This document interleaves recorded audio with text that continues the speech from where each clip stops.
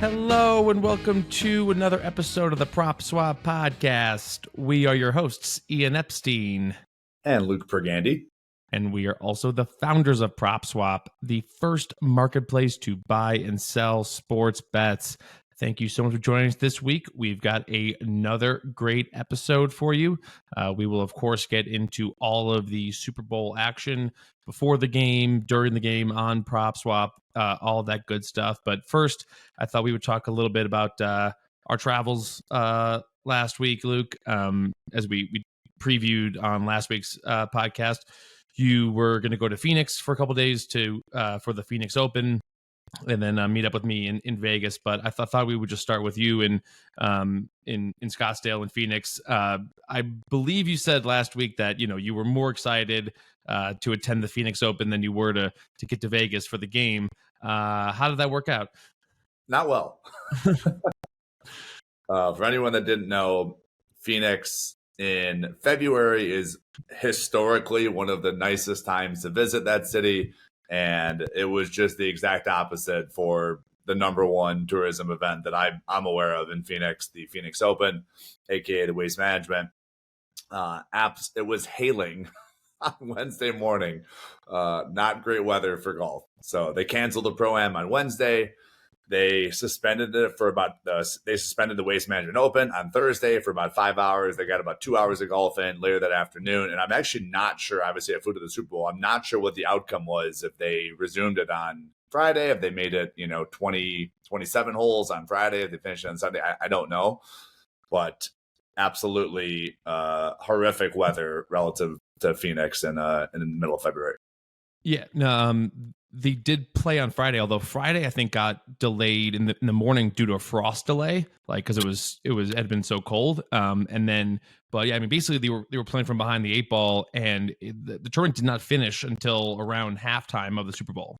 They played up until around halftime. Actually, I had it up on a TV because I was just curious, and I need to know when it ended. It was actually a fantastic finish that went to a playoff hole between Nick Taylor and Charlie Hoffman. Nick Taylor sunk a birdie on 18 to force the playoff. It was actually a really incredible final round. And it kind of stinks that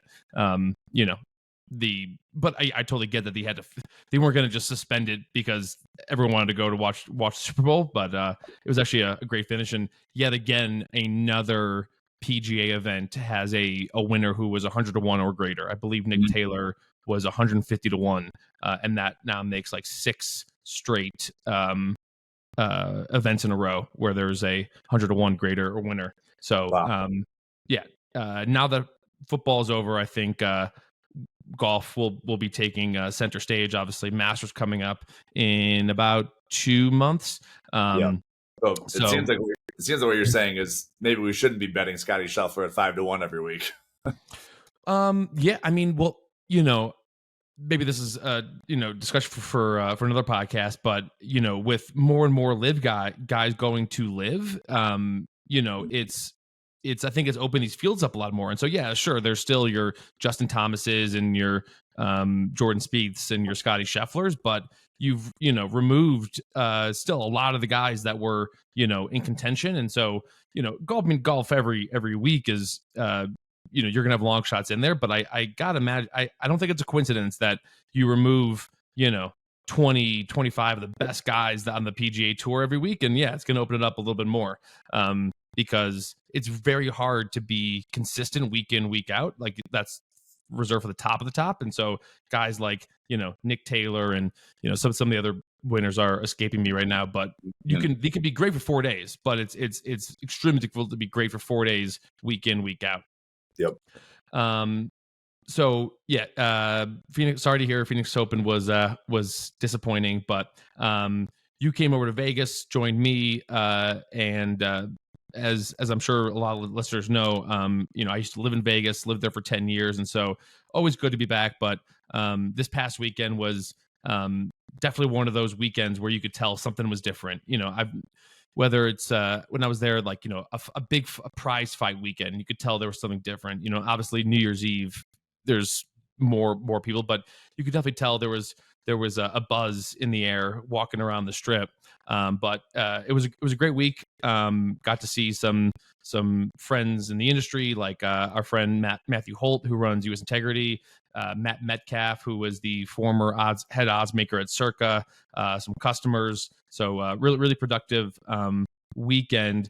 But before I go any further, I'm curious to get your take as someone who's been to Miami, Atlanta, Phoenix, and now Vegas, like kind of what your thoughts were on Vegas as a Super Bowl host city. Because on the CBS pregame, which I watched the whole thing, everyone was they couldn't stop talking about how great Vegas was as a host city, and I'm sitting there thinking like, yeah, obviously, like the city, the city is meant to put on events, like between the hotel rooms and the different shows and the clubs and like just places to the capacity to have that many people. I had no doubt in my mind it would make for a great Super Bowl city, but I'm curious to hear your thoughts on how Vegas compared to those other cities. Yeah. Add Los Angeles to that list. It's difficult. Look, Las Vegas always has good weather, but again, we got really bit with the weather bug here. I mean, it was freezing. It was freezing. It was low 40s on both Friday and Saturday night. Friday night, I was with a bunch of friends from California and other cities. And I mean, they were like, I was pouring rain on Friday night and it was 45. A combo of both of those is just not great for a Super Bowl city. So I realized that's about a 10% chance of having bad weather in Las Vegas in the middle of February. So that was points off. But in terms of, Los Angeles, and then last negative about Vegas, I'll get to the positives. It took me 45 minutes to get from Fontainebleau to Caesar's Palace on Saturday at 6 p.m. That's about a mile and a half. Absolute gridlock on Las Vegas Boulevard. The worst I've ever seen it. Lived here for 3 years. Have visited dozens of times outside of those 3 years. The worst traffic I've ever seen on Las Vegas Boulevard was Saturday night. So those would be the points off. Points on, what city has this many venues that you could throw different parties at, and it's excellent, and it's efficient, and they know how to do lines, they know how to handle crowds. Like, it is a well-oiled machine to throw events in this town. So from that perspective, I went to a lot of events this weekend. We can maybe download those on another episode, but that they were just a well-oiled machine with throwing events.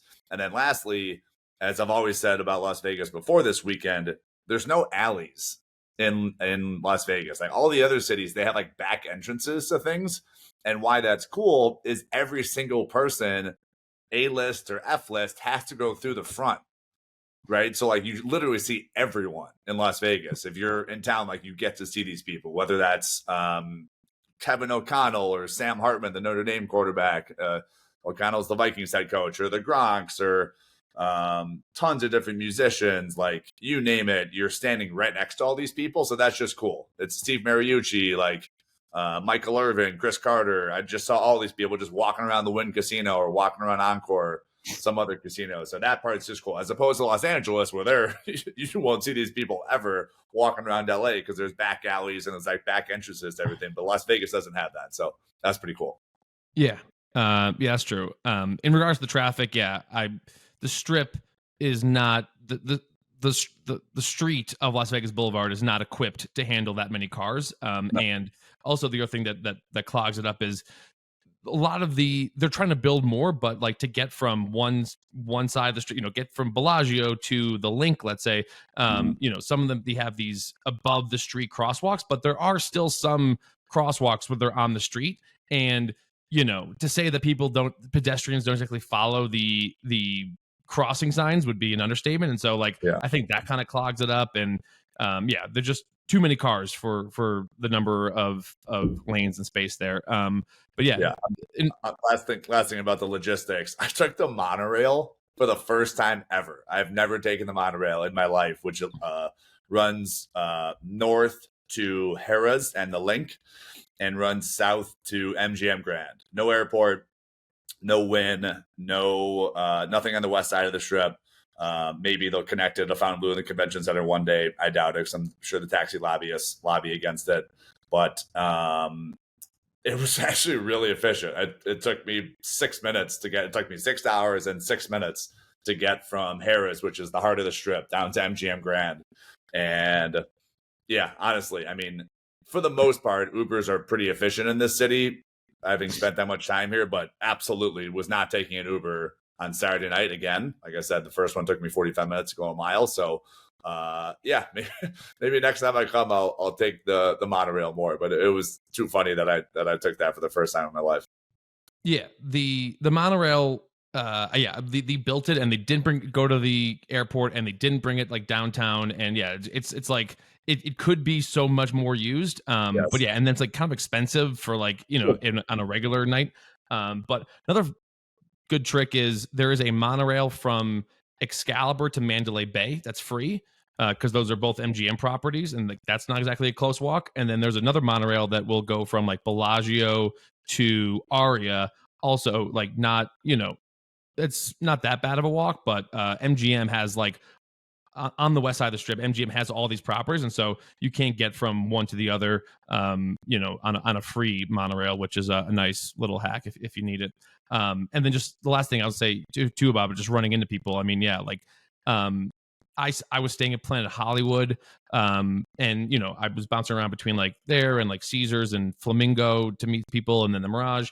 But on Friday afternoon, you and we went to the Wynn, and the Wynn is just such an incredible place, man. I mean, Friday it was a Friday afternoon, Super Bowl weekend, but you just walk around and you're like, I can feel the money in here, and like this, like just a lot of wealthy people, good people watching. But within 10 minutes, I ran into Big Cat from Barstool, who I had met before, so chat with him for a little bit. Then I ran into Bill Krakenberger, who's a professional sports bettor, chat with him for a little bit. And then I ran into Joe Asher, who was the former CEO of William Hill, and now he runs sports betting at IGT. That was within the first 10 minutes of being in the Wynn. So, people say there's nothing you can do for free in Vegas, but if you like good people watching and just kind of being in the mix, I would suggest to people to go to the Wynn. Totally. Completely agree. Same here. Yeah, those collisions are invaluable. I've been saying it since I've started going to Super Bowls. If you're in the industry, if you're in the sports industry, you're trying to level up and get your company or your career to the next level, there's nothing better than this weekend. It's far and away the best weekend of the year. And the best part is I didn't spend any money. Like that's the real cool part, is that as opposed to these other business trips, we go to, the freaking New Jersey, we go to North Jersey for a conference. We each spend $1,000 on a ticket. Then we go out to dinner. Then we go to breakfast. Then we maybe get drinks somewhere. Then we take Ubers, and it just snowballs into a large expense. I spent nothing this weekend. Everything's free. If you gotta hustle. Like you can't just walk into a city and get invited to free things. But with the connections we've made in a decade of running this business, you can really do it affordably. Got to figure out the lodging part. You got to of course, good friend of ours housed me for the weekend. Got to figure out the lodging part for Super Bowl City. Next year it's in New Orleans. I don't think I have any friends down there, so you're to figure that out. But if you can figure out the lodging, it gets really, really affordable to do this weekend. Yeah. So yeah, I was just mentioning that just next year in New Orleans. So I'm sure that'll be a party as well. Moving on to the big game, Super Bowl recap. Before we get into the game, just wanted to note we had a big sale on Saturday night, and I thought this was a really cool ticket. I mean, check this out. In late September, a customer placed a $2,000 bet on the Super Bowl exact result. He bet Chiefs to beat the Niners in the Super Bowl in late September at 25-1 odds. And so obviously this is kind of before like people were really discounting the Chiefs, but so he didn't get crazy odds at 25-1, but still the fact that this person got Chiefs to beat the Niners in September is incredible. So $2,000 bet to collect $52,000. 2 days after the conference championships, he listed it for sale for $25,500, which was odds of plus 104 on basically just a Chiefs money line ticket at this point. And then over the next 2 weeks, he slowly dropped the price, little by little, until the day before the Super Bowl, when he had lowered it to $24,000, and then it sold on Saturday night for $24,000. Buyer received odds of plus 117, which was better than every sports book out there. Most sports books had plus 110, but some were as low as plus 100. Kind of depend on the book. We can get into it a little bit later, but I mean, it really felt like a pros versus Joes game, especially just talking to people in Vegas as well, where the general public was on the Chiefs, and a lot of the quote unquote professionals or sharp bettors were on the Niners, and you could really tell the difference, right? Because like DraftKings, which I think takes a lot of public money, they had the Niners at minus 120, Chiefs plus 100, versus Circa, which takes I think a lot of more sharper action. They were like Niners minus 134, Chiefs plus 114 or something like that. So it was really quite the divide between the public versus the sharps. So great buy for the buyer, $24,000 to collect 52. Got great odds, and still for the seller, I mean, and guaranteed $22,000 profit right there on an absolute coin flip of a game, which let's get into. Game action. First of all, Brock Purdy, first rush over 3.5 yards. We talked about it on last week's pod. That hit. I know the friend that gave you that tip, he texted you immediately. Yeah, he was pretty excited about it. Yep. Yeah, happy for him. Like we discussed last week, this is his Super Bowl. I always just let the dust settle the day after, but I'll text him. We'll have a report on our next episode of how he did. But as we discussed last week, I've said it on a bunch of different radio shows. Money's money. So whether you find a nice prop on the Super Bowl and turn $100 into 200, price shop, do your homework, and we gave out some winners. So happy to have given out that one. Yeah. The other one that we talked about was the no player to have 150 or more rushing and receiving yards. That would have hit if it didn't go to overtime. McCaffrey went over by 10 yards, and it was all yards racked up in overtime. So that was a kind of a bad beat, but I was bummed that didn't come through. Yeah. But the most interesting thing from the first half, I think, has to be another one of your friends text this to you, and we put it up on Twitter, and Darren Ravel retweeted it. This guy used a $200 bonus bet on the prop that any non-quarterback to throw a passing touchdown at 40-1 odds. This ticket hit for $8,000, and just an incredible pick by your friend. I mean, I saw props on like over 2.5 players to throw a pass, which weren't crazy odds, because I mean that could happen with Brock Purdy got hurt or benched. But 40-1 on a touchdown pass is crazy, given these two coaches. And if you are going to drop a gadget play like the Niners did, if you catch them off guard, it's going to end up in a touchdown, which you did for the Niners. So 40-1 odds on that is crazy, and congrats to that guy who hit it. Yeah, completely agree. Yeah, my number would be 7-1, based on these two coaches and how creative they both are. I mean, they're both nuts in terms of not calling conventional plays. Kyle Shanahan, Andy Reid are so. And both of these teams have so many good athletes, right? I mean, they're just loaded with guys who would be able to pull that off, as opposed to, I don't know, a team like the Bears or something. Like, A, Luke Getsy's ass ain't ever calling that, and then B, Bears don't have the roster to pull that off. So to me, the number was high single digits, and the quote from the customer is, it's just a bad line, and I agree. And he popped them for $200. FanDuel owes him $8,000 now. Yeah. The player who threw the pass, Jauan Jennings, also caught a touchdown pass in the game, and at one point he was an even money favorite to win Super Bowl MVP.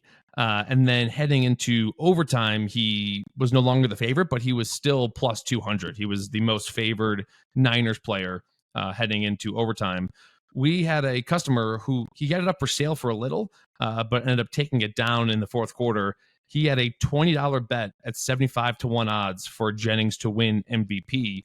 But I have to imagine he made that bet during the game because Jennings was actually 300-1 before the game to win MVP. So if that doesn't show you how kind of crazy, just one example of how crazy that Super Bowl was, you got a guy who was 300-1 to win MVP, someone probably that no one had on the radar before the game.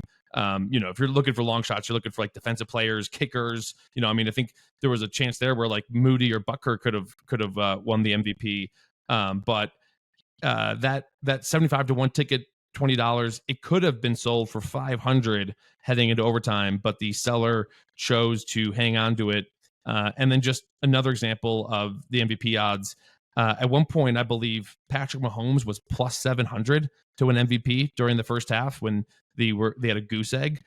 So just an incredibly topsy-turvy game. And if the MVP odds don't show that, it was a great game. And we'll get into the sales in a second. But any takeaways from the MVP?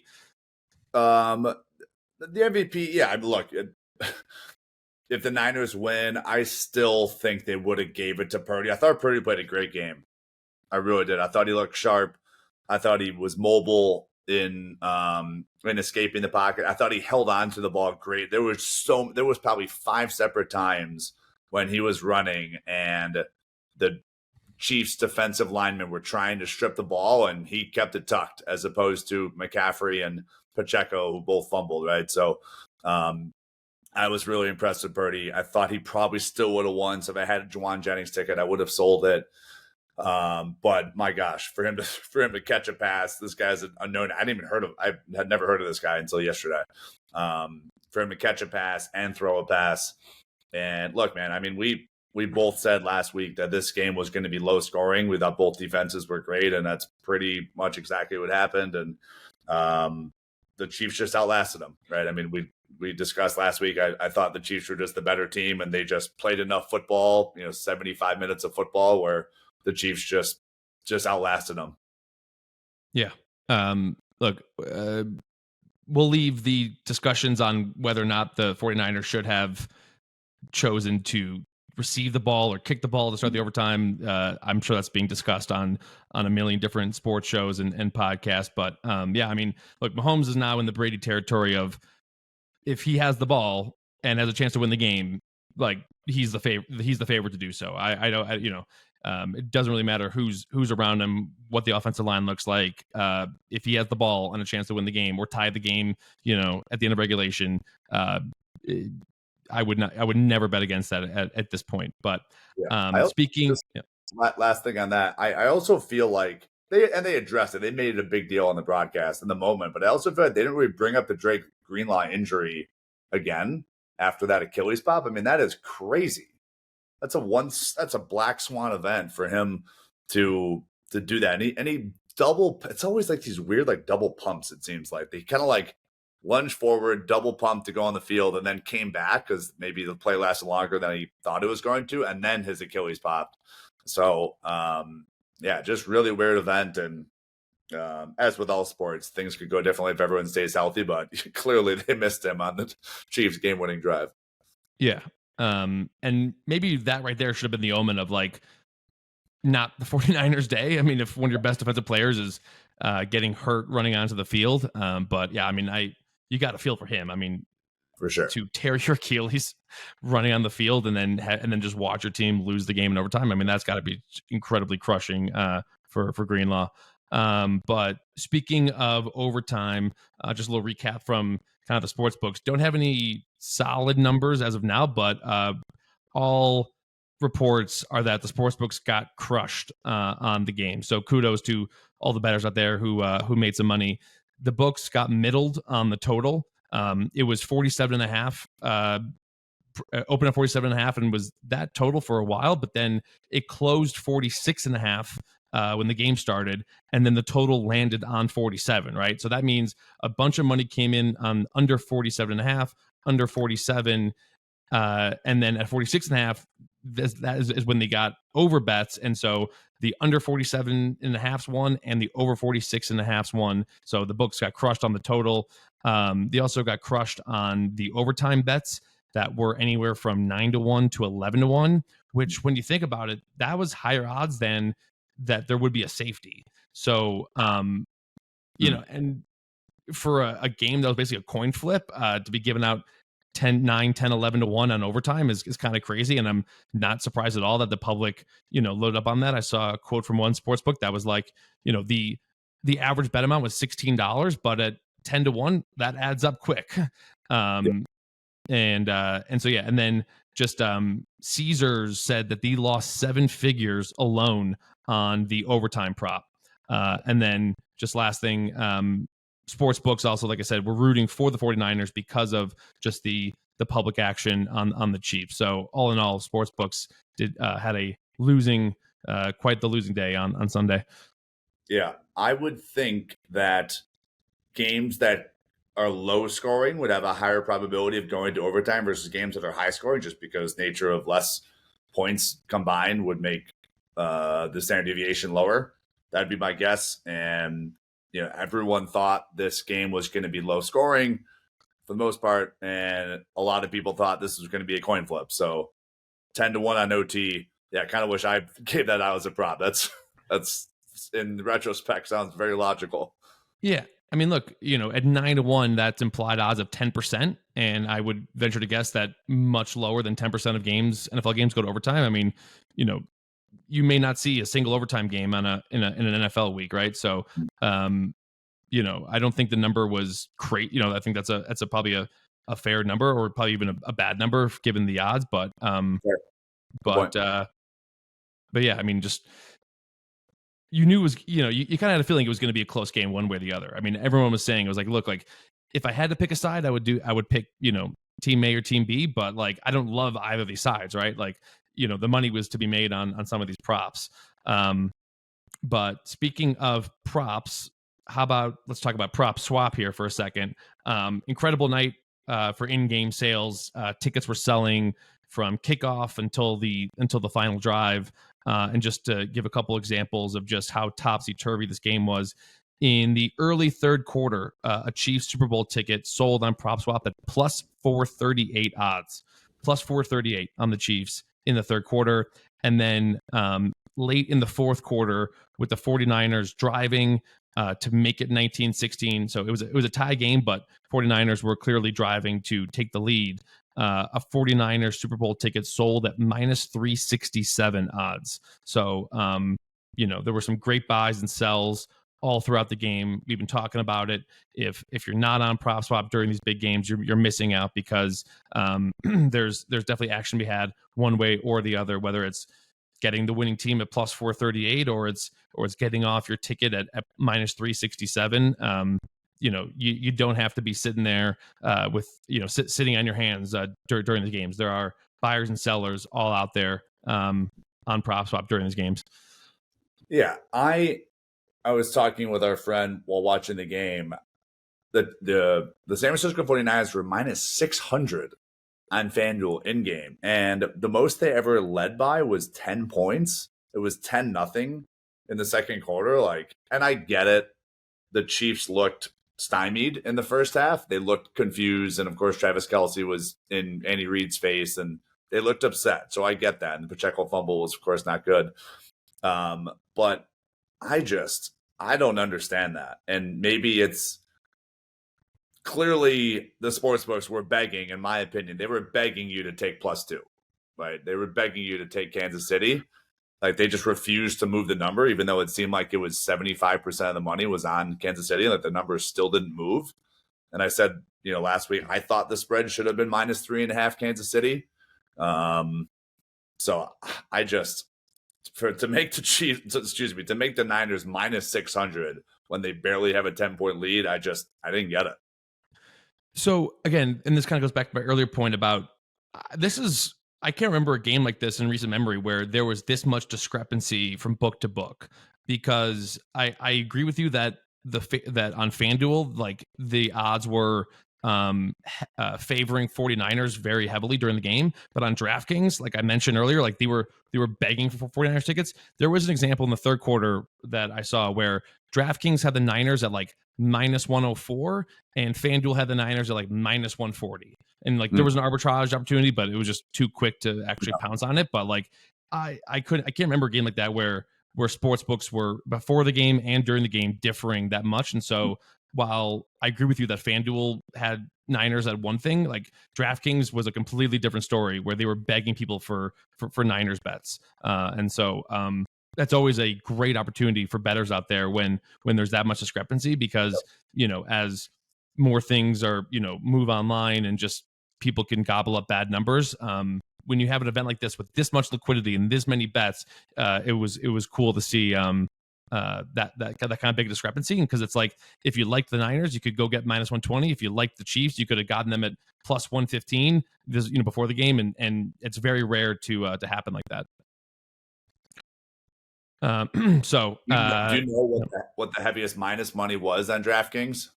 Were you tracking that? Did it ever get to the 500s, minus 500? I was not tracking DraftKings throughout the game. You can only look at so many things, so many numbers, so many things during the game. So I got my eyes on the game. I got my eyes on our sales. I got my eyes on one book's odds. Making sure that everything's running smoothly. So I was not tracking DraftKings throughout the game as well. But every time I did look at DraftKings, it was bigger discrepancy than FanDuel, and you could have gotten way better odds on the Niners on DraftKings than on FanDuel.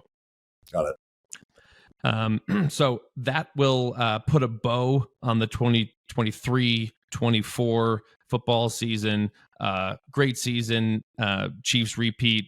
But we'll talk about next year's odds I'm sure on a future podcast. But I think the fact that we had two kind of favorites, I think that will be an anomaly, and I think as we keep moving forward, we will see some more long shots enter the conversation. So that will do it for that football season. But before we wrap up this episode, time to talk about some more odds coming up here in Stake or Swap.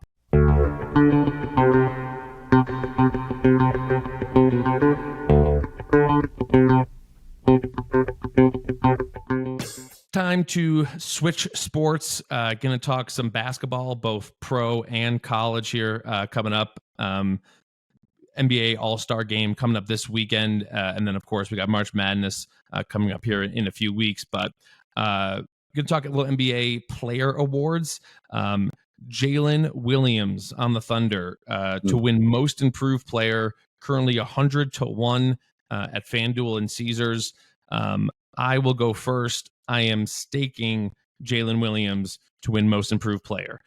So this is an extremely hard event to handicap because no one really knows what the criteria is. I mean, it's, John Moran has won it before and he was already a good player. And so Tyrese Maxey is currently the favorite at minus 220, followed by Alperen Şengün on the Rockets and Kobe White on the Bulls. And so, all three of those guys are in different categories, if you ask me. But the Bulls and Rockets will be lucky to make the play-in game. And while the Sixers are currently 5th in the East, I would expect a drop-off in their record, with Embiid expected to miss months, maybe the entire season with an injury. Meanwhile, the Thunder are tied for first in the West. They are one of the best teams in the league, with a guy on the team who's currently second in MVP in Shai Gilgeous-Alexander. And so you couple that with Jalen Williams averaging 19 points a game on 54% shooting, and he has started every game he's played in. I think you could start to see his odds start to rise as more people start to pay attention to the Thunder. 4 of their next 8 games are nationally televised. And so, again, these awards, as we always say, if there are humans voting on them, I have to imagine that people have not been paying attention to the NBA as a whole. And let alone the Thunder. And so now that football's over, I think more attention will be shifted towards basketball. Like I said, 4 of the next 8 games, nationally televised. This guy's good. And I got to imagine that the Thunder having a really good record, them winning games, him playing well, is going to have an impact versus, like I said, Tyrese Maxey is really good. He's really, really good, but he cannot carry a team, I'm guessing, by himself. And so with Embiid out, I'm going to think that things are going to start to come back a little bit. And so I think Jalen Williams is a solid buy low here at 100-1.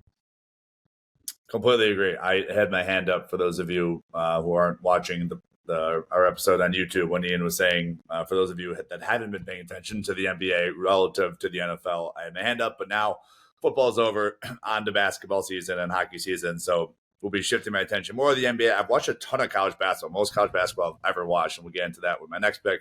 But look, all the people that I trust that watch the NBA are big Thunder fans. SGA is up for MVP. I think his odds are around 5-1 right now for him to win MVP. So Thunder are on the rise. They're a really young team. To give me 100-1 on a Thunder player to win an award, great. I think that makes a ton of sense. And relative to Mac and the arguments for Maxey's success relative now that Embiid is out, completely agree with that. And to your point, Bulls are. Kobe White's good. Kobe White's killing it in Chicago. He is having the season of his life relative to all the other seasons he's had. I've been to many Bulls games. He's stunk the last few years, but he's playing great. So he's in the mix for sure. But I think let's find a player in the Thunder that can win an award. 100-1. I like it. Yeah. All right. Moving to college basketball. Going to talk about last year's Cinderella team, Florida Atlantic. Currently 85-1 at FanDuel. Luke, I will start with you first. Are you staking or swapping FAU? Yeah. So staking Florida Atlantic. You can find them on FanDuel at 85-1, like you said, and at Bet365 they're 28-1. That's one of the biggest discrepancies I've ever seen in the futures market. Returning all 5 starters, they got the John L. Davis kid, the junior guard.